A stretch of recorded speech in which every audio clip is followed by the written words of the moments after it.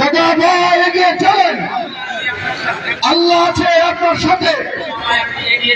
আলহামদুলিল্লাহ, আমরা দেখতে পাচ্ছি আমাদের আজকের ওলামা মাশায়েখ সম্মেলনের প্রধান অতিথি মুরাদনগরের জাতীয় মানুষের নেতা, মুসলিম জননেতা, সাবেক প্রতিমন্ত্রী, সাবেক পাঁচবারের নির্বাচিত সংসদ সদস্য, এদেশের শীর্ষ ওলামায়ে কেরামের রাস্তার প্রতীক জনাব আলহাজ শাহ মুফাদ্দিল হোসেন গায়কওয়াত, তিনি আমাদের মাঝে উপস্থিত হয়েছেন। এক্ষুনি আমাদের মাঝে তিনি প্রধান অতিথির আসন গ্রহণ করবেন।